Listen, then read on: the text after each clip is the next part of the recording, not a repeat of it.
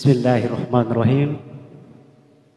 Assalamualaikum warahmatullahi wabarakatuh. Waalaikumsalam warahmatullahi wabarakatuh.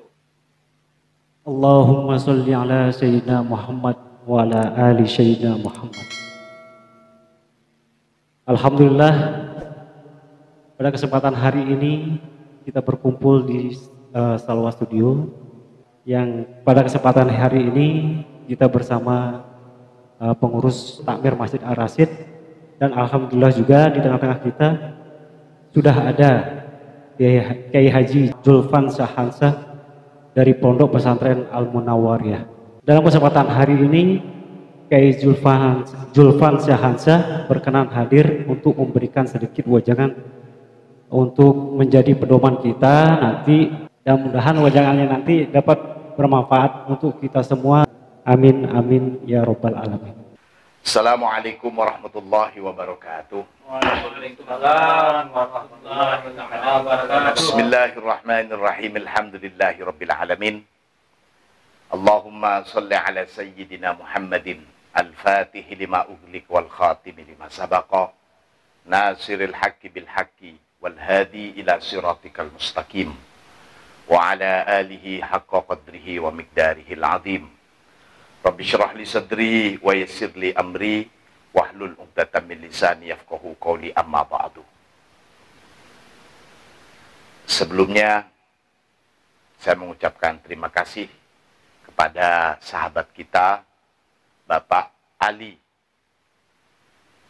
pemilik studio Salwa yang biasanya selalu ramai dengan nada-nada, tapi pada kesempatan kali ini Pak Ali memberikan waktu kepada teman-teman pengurus takmir Masjid Ar-Rasyid, yang dalam hal ini ada sekretaris takmir Saudara Ja'far, ada bagian pengurus PHBI Bapak calon Haji Farid Zainal, ada calon haji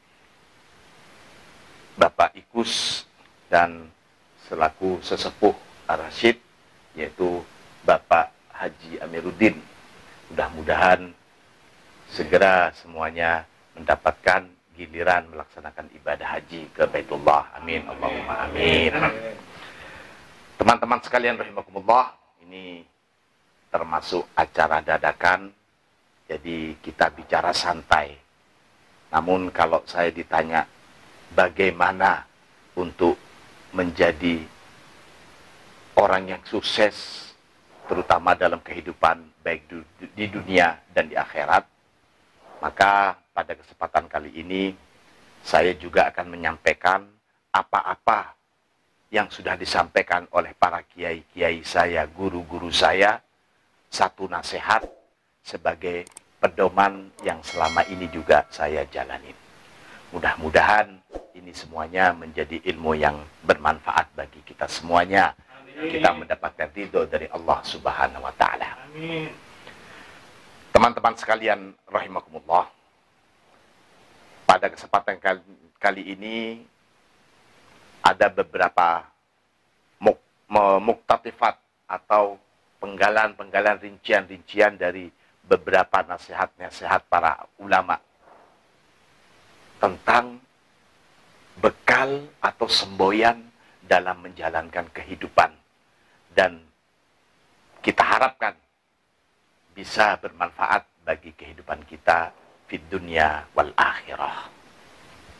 Yang pertama di sini dikatakan, utlubil ilma fil hayati wal mala tahuzir riyasata 'alan nasi li'annahum baina khasin wa amin. Fal khasatu tufaddiluka bil ilmi wal 'amatu tufaddiluka bil mal. Di sini ada anjuran utlub fil hayah.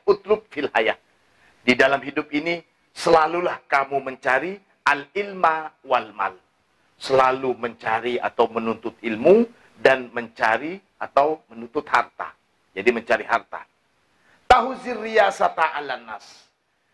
Dengan mendapatkan ilmu dan harta, tahuzir riyasata 'alan nas, maka engkau akan bisa menjadi pemimpin di kalangan umat manusia.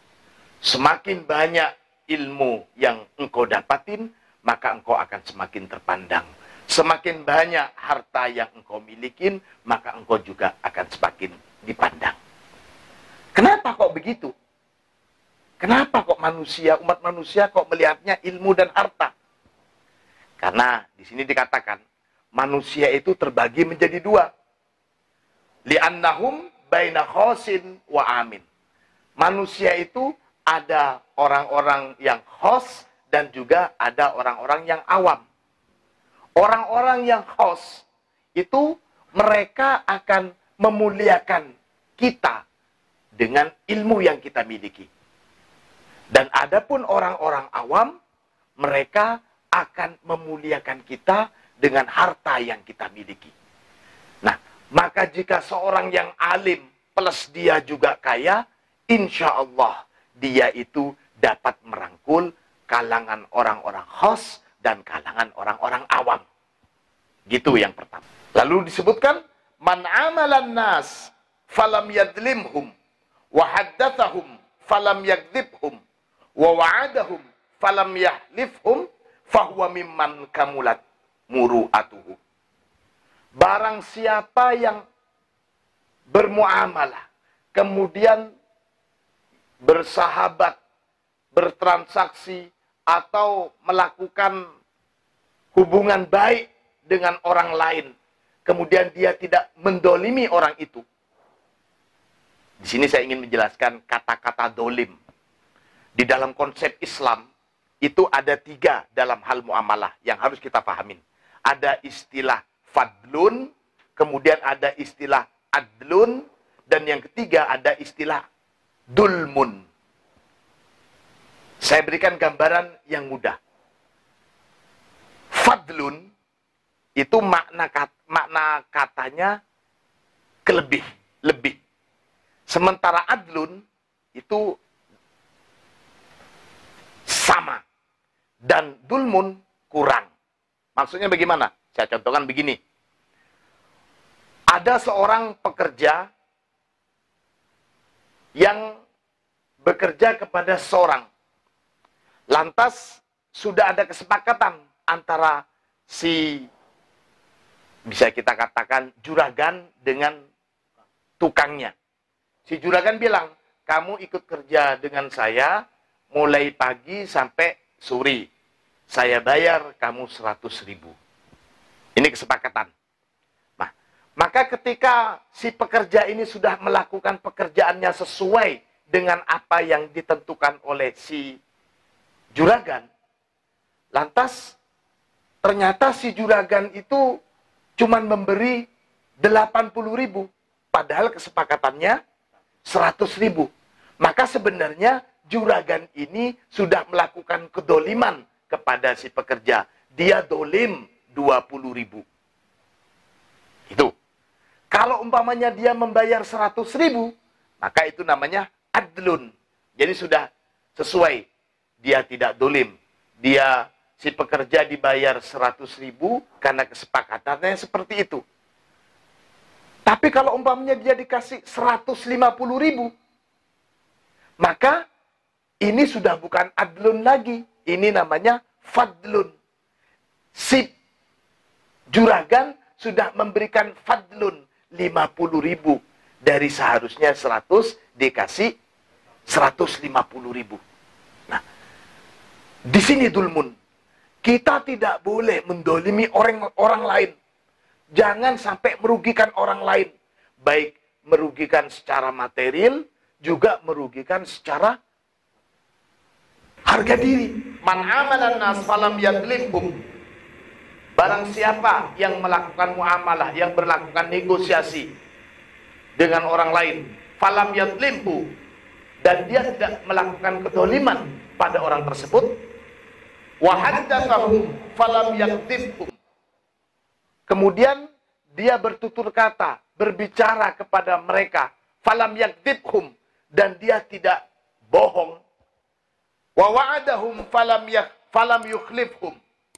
Kemudian dia berjanji kepada orang lain, tidak mengingkari janjinya, fahuwa mimman kamulat muru'atuhu, maka orang tersebut termasuk orang yang paripurna kepribadiannya. Kepribadian sempurna.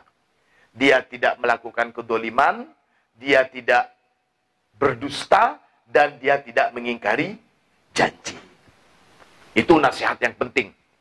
Kalau orang itu sudah berbohong kepada orang lain, dia diberi amanat, kemudian tidak amanah. Dia diberi kepercayaan, kemudian tidak bisa dipercaya.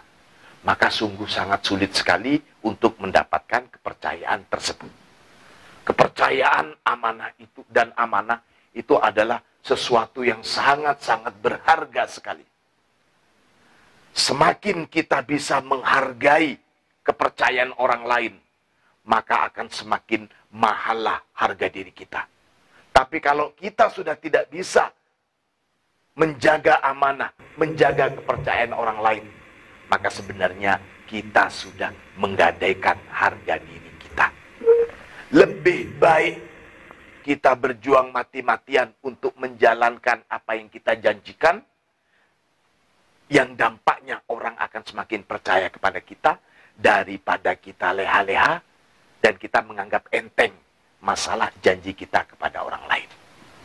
Ini satu hal yang menjadi sangat penting bagi kita dalam bermuamalah antar sesama.